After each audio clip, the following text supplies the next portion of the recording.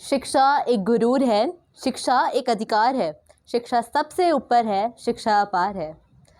नमस्कार श्रोताओं, मैं अवधि जैन, महावीर पब्लिक स्कूल की छात्रा, आपके समक्ष नई शिक्षा नीति सशक्त भारत की नींव के पक्ष में अपने विचार रखने से पहले डॉक्टर के कस्तूरी रंगन को प्रणाम करना चाहूँगी, जिन्होंने अपने ज्ञान एवं दूरदर्शिता से बढ़ते भारत के शिक्षा क्षेत्र में 34 वर्षों बाद एक नए सूर्य का उदय दिखाया है। नई शिक्षा नीति के तहत कई नीतियां बड़ी दूरगामी हैं।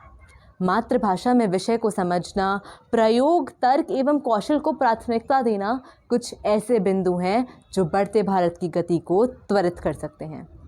नई नीति के तहत विद्यार्थी के शिक्षा काल को 5+3+3+4 भागों में बांटा गया है, जिससे किसी भी विषय को बड़े ही सरलतापूर्वक समझा जा सकता है। इसी से जुड़ा पहला मुद्दा मैं बोर्ड परीक्षाओं पर उठाना चाहूँगी और सभी श्रोताओं से यह पूछना चाहूँगी, क्या कभी भी आपको अपनी बोर्ड परीक्षाओं की चिंता नहीं हुई? यह तो संभव ही नहीं है, क्योंकि पुरानी प्रणाली में जहां एक तरफ छात्र को अच्छे अंक लाने का दबाव बना रहता था, तो वहीं दूसरी ओर अपने भविष्य को लेकर कश्मकश। यही कश्मकश को ध्यान में रखते हुए नई नीति के तहत बोर्ड पैटर्न को सरल किया गया है। मूल्यांकन को 360 डिग्री से करने की कोशिश की गई है, जिससे एक विद्यार्थी के ज्ञान के साथ साथ हम उनके मूल्यों का, हम उनके व्यवहारों का भी मूल्यांकन कर पाएंगे। एक विद्यार्थी अपना आत्म मूल्यांकन कर अपनी अभिरुचि के अनुसार अपने विषय चुन सकता है। वाह, यह सोच तारीफ के साथ तालियों के काबिल है। और कोई मशहूर आदमी सच ही कह गया है कि गलत दिखाते हैं फिल्मों में कि रट रट कर हो रहा है बच्चों का सिलेक्शन। गलत दिखाते हैं फिल्मों में कि रट रट कर हो रहा है बच्चों का सिलेक्शन। आईआईटी में रैंचो जाते हैं रैंचो, चतुर का हो रहा है रिजेक्शन। श्रोतागण ध्यान दें, क्योंकि अब मैं शिक्षा नीति के महत्व को एक छोटे से देश जापान के विकास के साथ जोड़ना चाहूँगी, जिसने अपने तकनीक, कौशल एवं शिक्षा के बल पे एक विकसित देश का दर्जा प्राप्त किया है। यह देश उस फलदायी वृक्ष के समान है जिसकी जड़ें अत्यंत गहरी एवं मजबूत हैं। तकनीक और कौशल पे बल कोई छोटे बिंदु नहीं है।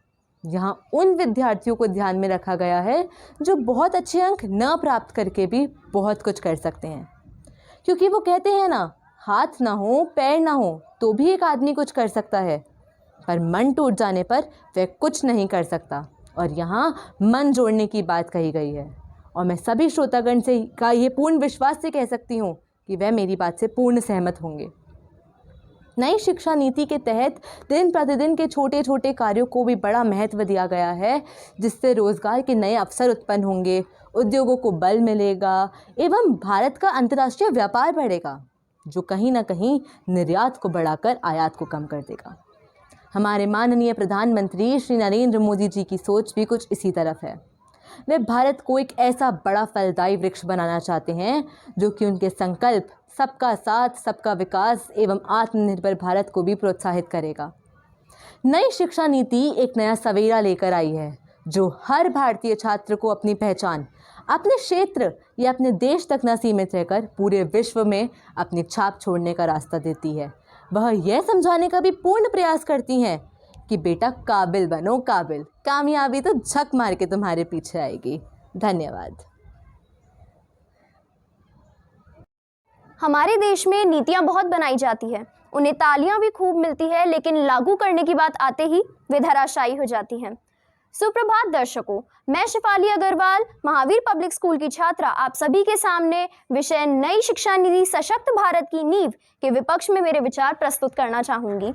माननीय पूर्व राष्ट्रपति एपीजे अब्दुल कलाम कहकर गए हैं कि दुनिया बदलने का सबसे ताकतवर हथियार शिक्षा है, परंतु अगर किसी राष्ट्र में शिक्षा के साथ ही खिलवाड़ किया जाए तो उसकी दुर्दशा का अनुमान कोई नहीं लगा सकता।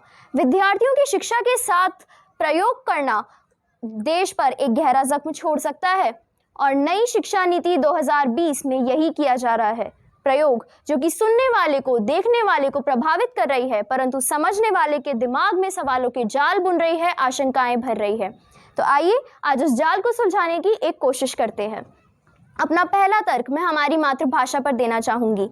हिंदी मेरी भाषा है, मुझे गर्व भी बहुत है मेरी मातृभाषा पर, परंतु आप सभी ये मानते होंगे कि एक विद्यार्थी को उपजाऊ उम्र में, जिसे नए विषय सीखने के लिए सबसे योग्य माना गया है, तब नई भाषा न सिखाकर बड़ी कक्षा में उच्च शिक्षा के साथ हिंदी अंग्रेजी सिखाना उनके ऊपर दबाव बनाकर उनके मनोबल को तोड़ सकता है। आप सभी मुझे बताइए, क्या यह फैसला देश पर भाषा के आधार पर भेदभाव को बढ़ावा नहीं देगा? आदिवासी बच्चों का क्या? उन्हें मातृभाषा में शिक्षा कैसे मिलेगी? या वो बच्चे जो एक प्रदेश छोड़कर दूसरे को जाते हैं? हमारा देश सीसी जैसी कई नीतियों का परिणाम देख चुका है और कितनी ठोकरें खानी पड़ेगी देश के युवा को उत्तम शिक्षा प्राप्त करने के लिए। नई नीति के अनुसार एक छात्र को ग्रेजुएशन प्रोग्राम पूरा करने में 4 वर्ष लगेंगे, जबकि अभी वो 3 वर्षों में डिग्री प्राप्त कर सकता है। 34 वर्षों बाद ये विचार विमर्श किया गया है हमारी नई शिक्षा नीति में। वाह!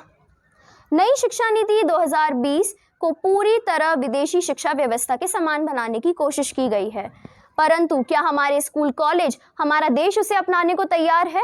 यहाँ कौशल प्रशिक्षित अध्यापक लाने की बातें हो रही है और वर्तमान स्थिति देखें तो छात्र शिक्षक अनुपात सही नहीं हो पा रहा है।